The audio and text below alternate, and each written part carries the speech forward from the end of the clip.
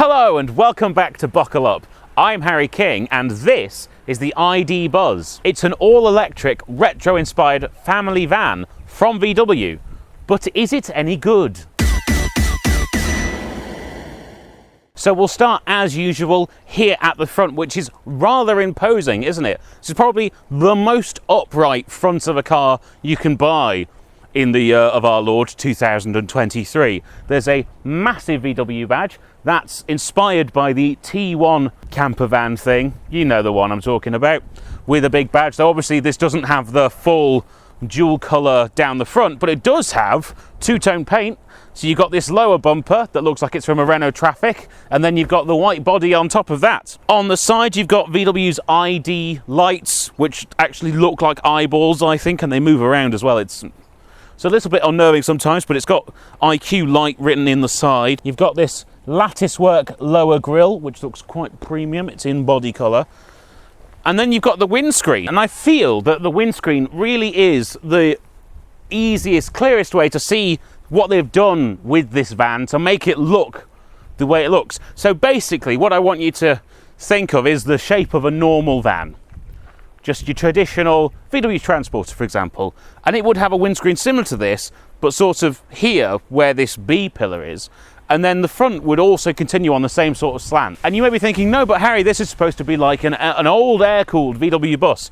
But of course, in an old air-cooled VW bus, the top of your seat was on top of the front axle, which isn't possible in this car, and isn't really possible with modern crash safety regulations. So what they've done is they've basically made a normal length bit of bodywork in front of you, the driver, and then just put the windscreen further forwards to give it the look while still giving you crash safety and modern safety protection and wheels right in the corner of the vehicle, which is good for packaging.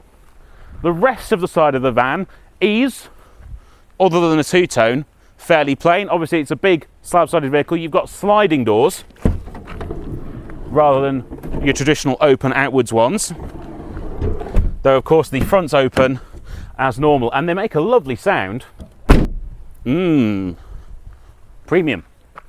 Back here you've got these design elements that are inspired by the air intakes from the old air-cooled vans. Obviously they were rear-engined, and this is where the air was fed into the engine, and then going round the back you get a nice light bar with the modern VW lights in it as well to tie this into the more modern VW brand. ID Buzz written in large friendly letters, and another humongous VW badge. But really, the real reason you're going to buy a vehicle like this is for the boot space. So if I pop the automatic tailgate and let that open up, you'll see that in this particular one there is a false floor fitted, but do not fret. This is fully removable if you want a full-on van back here. This one lifts up though, and you do have space for all of your charging cables underneath it, which is lovely. Now, of course, if you do want to take out this, you will get the full 1,121 litres of space available up to the roofline. If you drop the seats, that goes up to over 2,000 litres, though of course it does. It's a van. You will also notice in the boot, you have everything you might need if this was going to be a 7-seater. It is not currently available as a 7-seater in this country. There is a long wheelbase version that's already on sale in North America with 7 seats. That's why this stuff is fitted. But it does mean if you need an extra bottle holder or something for a journey, which you might if you're, I don't know, taking a bottle of wine to a lovely dinner party, you could put that in the boot and it wouldn't fall over. Otherwise, you've got a 12-volt socket, you've got a hook for luggage, you've got cubbies of various sizes on both sides of the boot along with those bottle holders, and you've got a nice big luggage cover that really does cover the whole of the boot if you want to keep everything in here private, which some vans don't have. That's probably enough on the boot. What's it like for the passengers? So here in the back, first thing, there's loads of room. Obviously lots of headroom, but I've got lots of knee room. The seats are really wide. You'd fit 3 adults back here, no problem at all. And you've got lots of things that would be really handy for it being a family vehicle. So you've got picnic tables, they fold out and lock in place. You've got this little pocket here where you could stick an iPad or a phone. It's nice and wide though. You wouldn't struggle to fit a small tablet in it at least. And a full-size pocket down there. All of these seats slide forwards which you can, I mean, I could still just about fit in with this slid all the way forwards if you really need to maximise luggage space. They also recline. I'll slide that back now. Even at full reclination though, you can still have the parcel shelf in place, which is a good piece of thinking from the designers. Everything, however, is a little bit different otherwise, because you don't have conventional doors. You have these jobs. So you've got a door handle up here. You've got two sets of door pockets. The lower one does have a sort of bottle holder cutout, and then the higher one would be good for your phone. And you know that because it's got a USB-C charger in it, which is very nice. You've got these grab handles to help you get in and out of the car. You also have quite nice tread plates as well to step up into the vehicle, because obviously it's a little higher. The design back here is lovely. I really like the two-tone seat design that matches the outside of the vehicle. So you've got this lighter vegan leather material, and then these fabric seat centers in this sort of teal green, which is very pleasant. There are, though, harder plastics around the place. This is still a victim of VW's post-Dieselgate cost cutting, so you can find them, though what I will say is if you don't go looking for them, everything looks very nice, and the perceived level of quality in here without rooting around is very nice indeed. I'm going to say it, it feels like a nice place to be. But is it nice up front? Yeah, it's just as nice up here. Nicer even. You've got, I mean, it's not real wood, but wood effect on the dashboard that lifts it, and a silver finisher, a sort of aluminium style finisher. And then the big dashboard heading forwards all the way to the windscreen, which feels like a long way away, is a dark colour to prevent reflections, but also to kind of probably disguise to your mind quite how large this interior is. You've got the light strip down the front like you get in the other ID products that VW make, which will flash in various directions or light up red to warn you of something. You've got the same two-tone teal and pale interior around the place. Same double-leveled door pockets. You've got this higher one in here. This has a boot release. In the passenger side, it's got a charging port, and then the bottle holder further down. You also have bottle holders down here in the centre that fold away. So if you want to step through the van, you can do it that way. But also, speaking of stepping through, I've got this centre console here with a cup holder in it and various other things, but that also just fully removes. And then you can take it places if you want. And it's got like a little storage bin in the front. This one has the smoker's pack, so you get this this ashtray in a cup, and you also have another one of these storage bins that goes in the back. That's quite big, that one. You'd put many CDs in there if they were still a thing. I'll see how easy it is to refit though, shall I?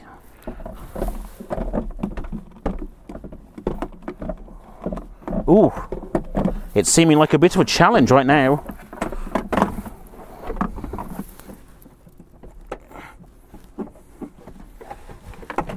How does this work?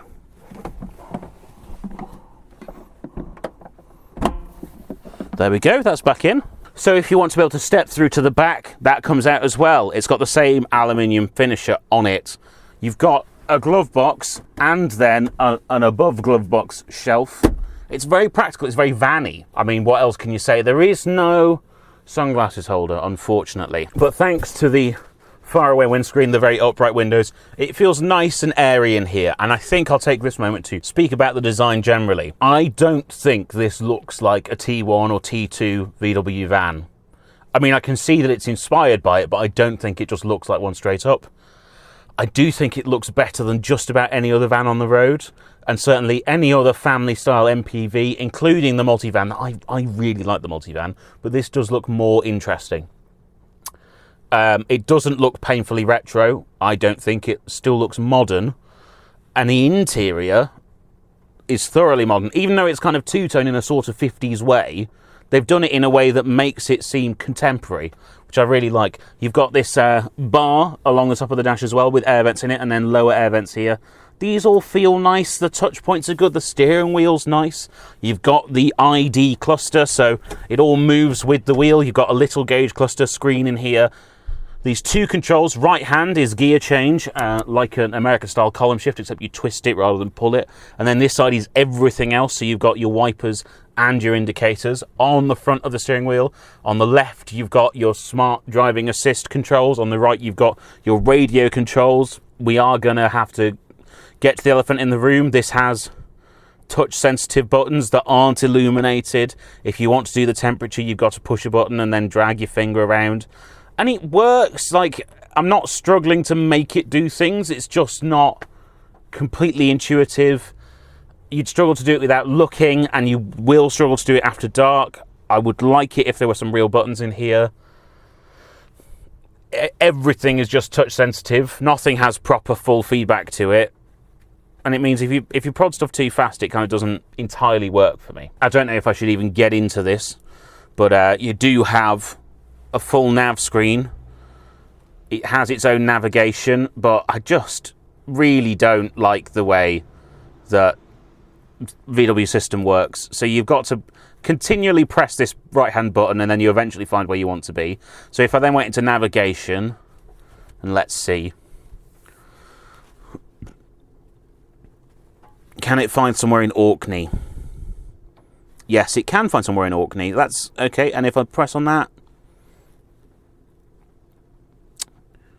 it's telling me I will arrive with a flat battery in 13 hours time, that's fine. I mean, you've got Android Auto, Apple CarPlay, you've got your plugs for that here. They're USB-Cs, so I've had to use this little attachment dongle to attach mine. You've got heated seats, you've got aircon. It's all through this screen, though. I would honestly only ever have Android Auto on and then just use the screen shortcuts for the aircon, and I would basically avoid ever touching the VW system because I find it particularly infuriating. Seating position. This seat is entirely manual, which for a vehicle that starts around 58 grand might seem a bit steep, but I quite like manual seats. They do operate very well. You've got a lever on the left for backwards and forwards. You've got a great range of movement there, and you can raise the seat up. Classic ratchet style thing. I mean, it almost feels built for me, this. I like vans. I like old VW buses. I like two-tone interiors and light interiors. Let's see if I like it as much out on the road.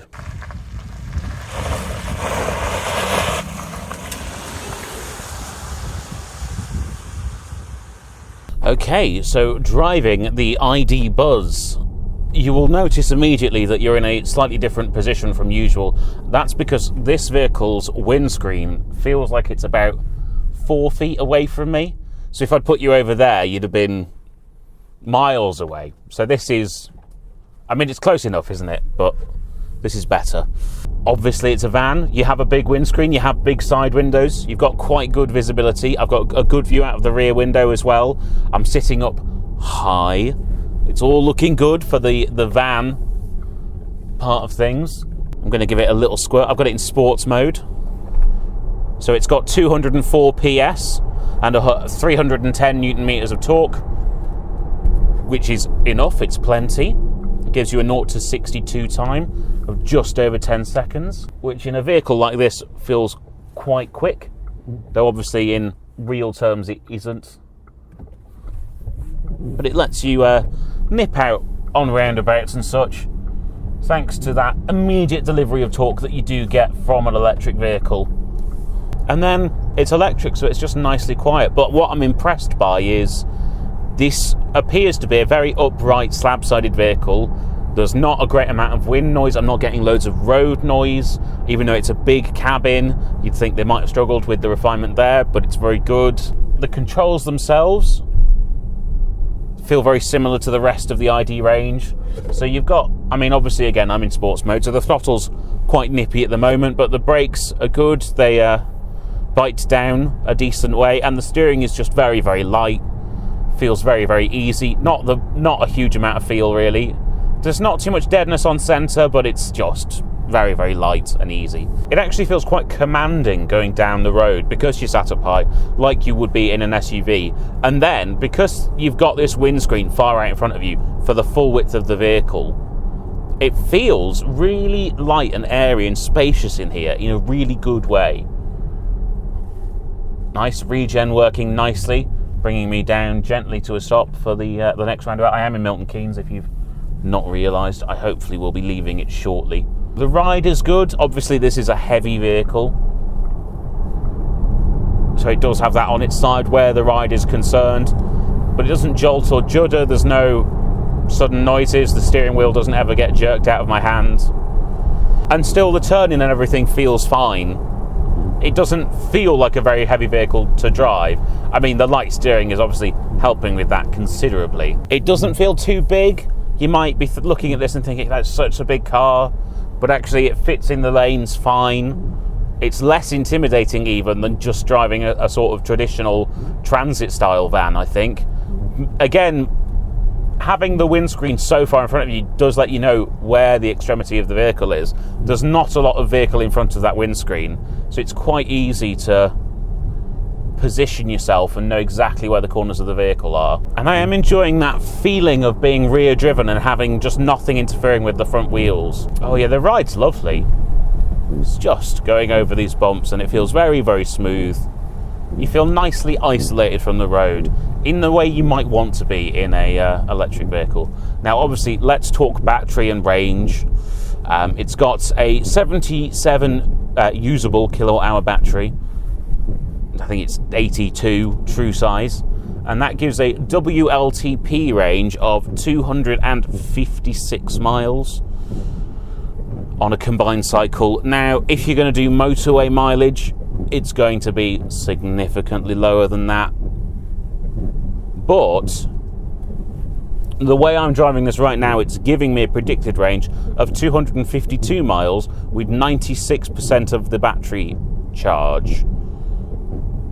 And VW systems aren't always completely true to life, but I think a range of, you're going to be well clear of 200 miles of range.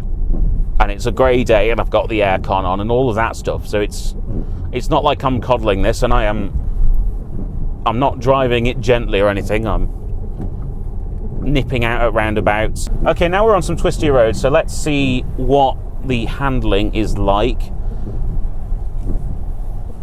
There is, yeah, definitely a lack of feel in the steering, which is to be expected, and I don't think you'd get any more from any of the rivals. Because you've got the batteries nice and low though, it does feel planted on the road in a way you might not expect a high-sided vehicle to.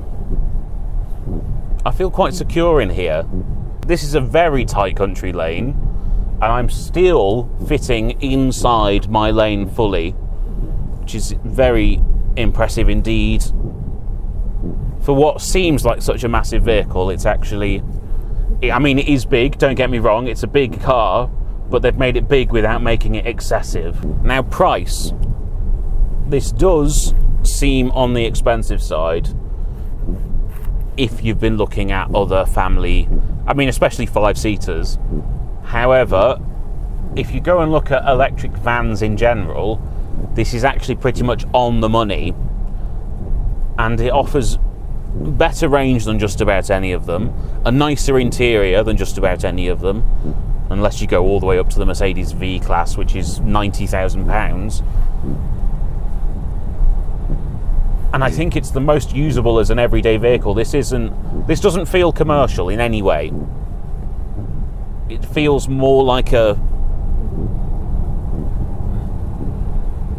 more like something like a Land Rover Discovery, where it's a very competent family vehicle. Obviously, you've got all of the usual VW driving aids and such. If you want to do that, you've got radar cruise control and auto steer with various modes, or a speed limiter. You've got a nice big infotainment screen that will display your Android Auto or Apple CarPlay. It is still ticking all the boxes. Yes, I do wish the infotainment was better and the control systems were better. I don't like having these touch-sensitive buttons on the steering wheel. I'd like proper buttons I can push. But there is nothing in this driving experience that I could say is bad. I mean, it's not thrill a minute, it's not exciting, but it's very, very competent. It's very, very comfortable. And it would be a very pleasant vehicle to do a lot of miles in with a whole family. And really, that's exactly what it's been designed to do, so I've got to give it top marks on that basis. I just wish the controls were nicer. But that's probably enough nattering from me. Time to find somewhere to park up and do a conclusion.